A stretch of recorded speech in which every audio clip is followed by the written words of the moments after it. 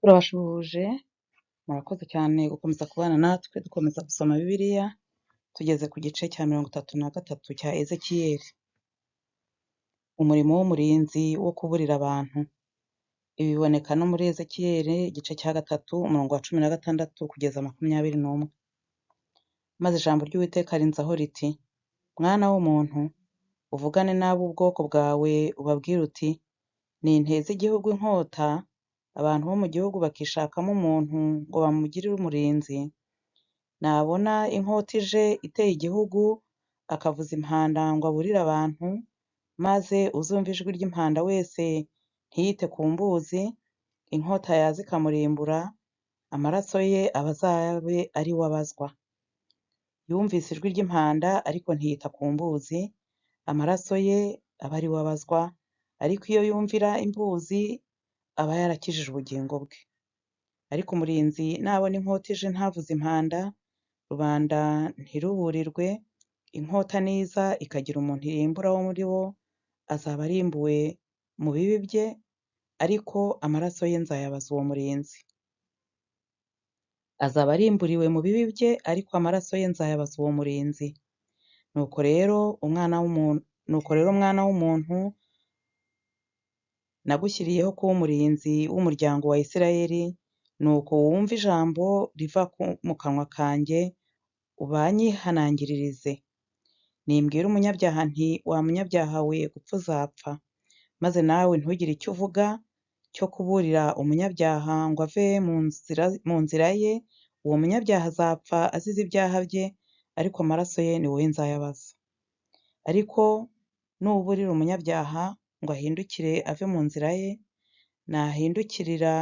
nahindukira ngo ave mu nzira ye, azapfa azize ibyaha bye, ariko weho uzaba ukijije ubugingo bwawe. Nuko rero mwana w'umuntu, ubwire umuryango wa Isirayeli uti: uku niko mvuga ngo, ibicumuro byacu n'ibyaha byacu ni twe biriho kandi bitwica nabi. None se twabasha dute kubaho? Ubabwire uti: umwami Uwiteka aravuga ati: ndirahiye sinezezwa no gupfa k'umunyabyaha, ahubwo nezezwa n'uko umunyabyaha ahindukira akava mu nzira ye maze akabaho. Nimuhindukire mugaruke muve mu nzira zanyu mbi. Kuki mwarinda gupfa mwa b'inzu ya Isirayeli mwe? Nuko rero mwana w'umuntu, ubwire ubwoko bwawe uti: gukiranuka k'umukiranutsi ntabwo kuzamurokora ku munsi w'igicumuro cye, nabyo ibyaha by'umunyabyaha ntibizamwica umunsi azahindukira akava mu byaha bye. Nyamara ukiranuka ntabwo azabasha kubeshwaho nako ku munsi azacumura. Nimbwira umukiranutsi ngo kubaho uzabaho, akiringira gukiranuka kwe kandi agakora ibibi, mu byo gukiranuka kwe nta na kimwe kizibukwa, ahubwo azapfa azize ibibi yakoze. Kandi nimbwira umunyabyaha nti gupfa kuzapfa, nahindukira akareka icyaha cye agakora ibyo gukiranuka bihwanye n'amategeko, umunyabyaha nagarura ibyo yahaweho ingwate, akagarura ibyo yibye, akagendera mu mategeko ahesha ubugingo, ntakore ibibi, kubaho azabaho, ntabwo azapfa. Ibyaha bye byose yakoze nta na kimwe kizamwibukwaho, yakoze ibyo gukiranuka bihwanye n'amategeko, kubaho azabaho. Nyamara ubwoko bwawe buravuga buti: imigenzereze y'umwami ntitunganye, ariko iyabo migenzereze niyo idatunganye. Umukiranutsi nahindukira akareka gukiranuka kwe agakora ibibi, azapfa ari byo azize. Ariko umunyabyaha nahindukira akareka ibyaha bye agakora ibyo gukiranuka bihwanye n'amategeko, azabeshwaho nabyo.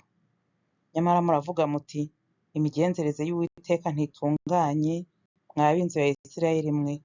Ngiye kubacira urubanza, umuntu wese nk'uko imigenzereze ye iri.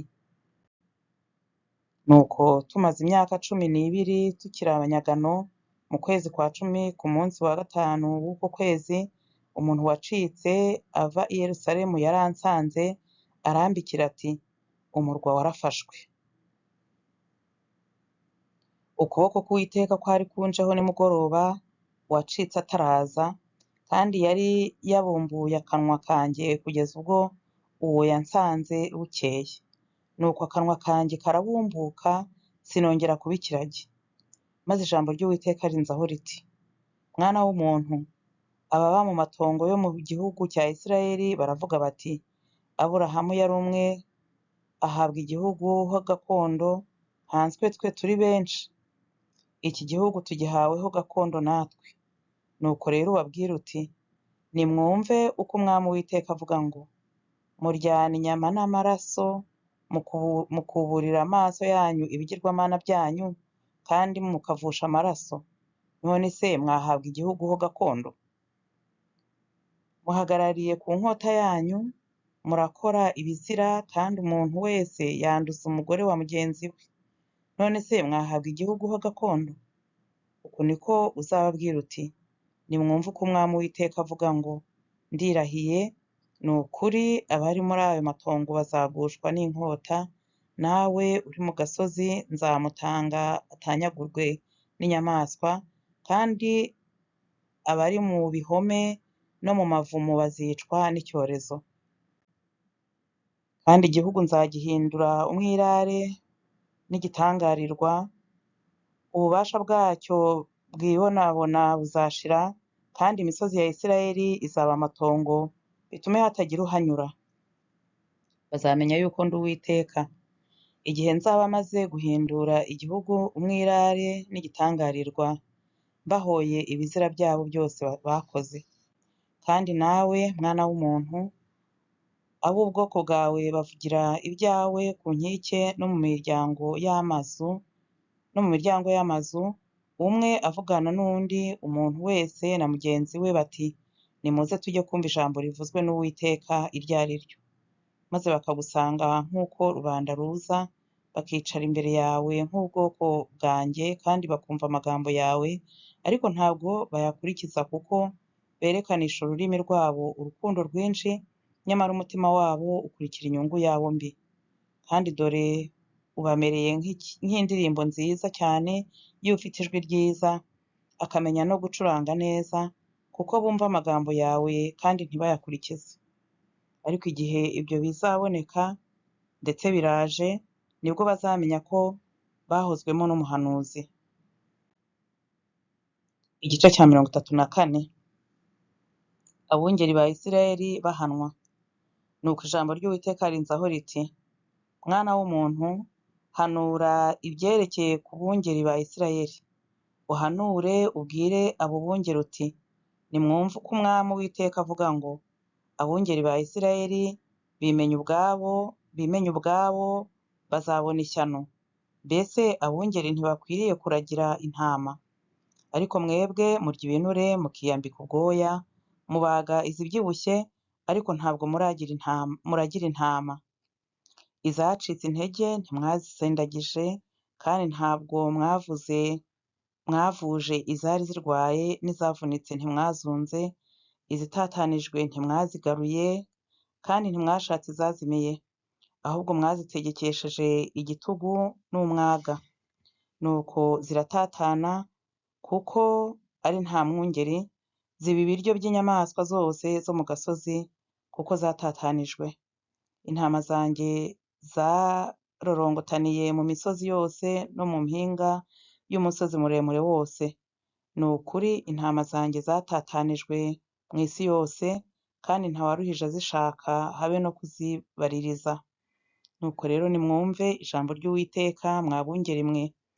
Ati: Umwami Uwiteka aravuga ngo: ndirahiye, ni ukuri ubwo intama zanjye zaretswe zikaba iminyago, zikaba n'ibiryo by'inyamaswa zose zo mu gasozi, kuko ari nta mwungeri, kandi abungeri banjye ntibaruhije bazishaka, ahubwo abungeri akaba ari bo bimenya ubwabo, ntibaragire intama zanjye. Nuko rero mwa bungeri mwe, nimwumve ijambo ry'Uwiteka ngo: uku niko Umwami Uwiteka avuga ati: dore nibasiye abungeri, nzababaza intama zanjye, kandi nzababuza kuziragira, kandi abungeri ntabwo bazongera kwimenya ubwabo. Nzakiza intama zanjye, amenyo yabo ze kubabera ibyo kurya. Umwami Uwiteka aravuga ati dore njye ubwanjye ngiye kubaririza intama zanjye nzishake. Uko umwungeri ashaka umukumbi we mu gihe ari mu ntama ze zitataniye kure, niko nzashaka intama zanjye nzirokore nzikuye ahantu hose zatataniye mu munsi w'ikibunda n'umwijima. Kandi nzazizana nzikuye mu mahanga, ziteranirize hamwe nzikuye mu bihugu. Nzazizana nzigeze mu gihugu cyazo bwite, nziragire ku misozi ya Isirayeli iruhande rw'imigezi n'ahatuwe hose ho mu gihugu. Nzaziragira mu rwuri rwiza, kandi ikiraro cyazo kizaba mu mpinga z'imisozi ya Isirayeli. Nibwo zizarara mu kiraro cyiza, zikarisha urwuri rwiza rwo mu misozi ya Isirayeli. Njye ubwanjye ni njye uziragirira intama zanjye, kandi nziruhure, niko Umwami Uwiteka avuga. Izari zazimiye nzazishaka, n'izari zirukanywe nzazigarura. Izavunitse nzazunga, izacitse intege nzazisindagiza, ariko izibyibushye n'izifite imbaraga nzazirimbura, zose nzaziragiza gukiranuka. Kandi nawe mukumbi wanjye, uku niko Umwami Uwiteka avuga ngo dore ngiye guca urubanza rw'amatungo n'ayandi, n'urw'amasekurume y'intama n'amasekurume y'ihene. Nimwumve, mwarishije urwuri rwiza.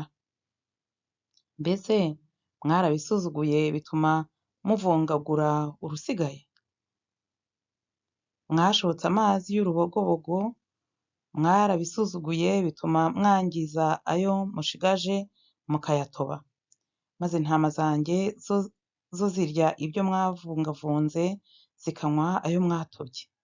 Nicyo gituma Umwami Uwiteka ababwira ati dore njye ubwanjye ngiye guca urubanza rw'intama zibyibushye n'izindi zonze. Kuko mwabyigishije izirwaye zose urubavu, mukazisunikisha igitugu, mukazitera amahembe yanyu kugeza ubwo mwazitatanirije kure. Nicyo gituma ngiye kurokora umukumbi wanjye, ntabwo zizaba iminyago ukundi, kandi nzaca urubanza rw'amatungo n'ayandi. Nzaziha umwungeri umwe uzaziragira, ari we mugaragu wanjye Dawidi. Azazikenura kandi azazibera umwungeri. Nanjye Uwiteka nzaba Imana yazo, umugaragu wanjye Dawidi azibera igikomangoma. Ni njye Uwiteka wabivuze. Kandi nzasezerana nazo isezerano ry'amahoro. Inyamaswa z'inkazi nzazimara mu gihugu, maze zibere amahoro mu butayu, kandi ziryamire mu bikumba byo mu mashyamba. Izo ntama zanjye n'imyanya ikikije umusozi wanjye byose nzabigira ibihesha umugisha, kandi nzavubira imvura mu gihe cyayo. Hazagwa imvura y'umugisha. Maze igiti cyo mu gasozi kizera imbuto zacyo, ubutaka buzera umwero wabwo.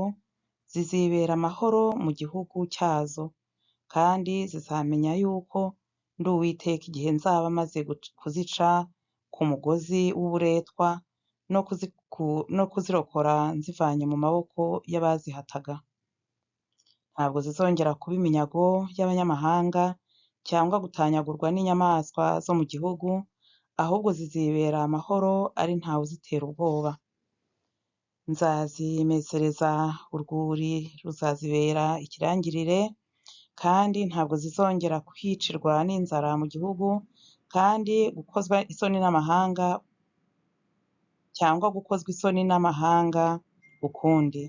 Nazo zizamenya yuko jye Uwiteka Imana yazo ndi kumwe nazo, kandi yuko inzu ya Isirayeli ari yo bwoko bwanjye, niko Umwami Uwiteka avuga.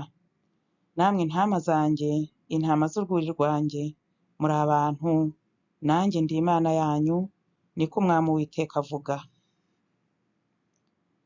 Murakoze, reka turekere aha, tuzakomeze ejo. Imana ibahe umugisha.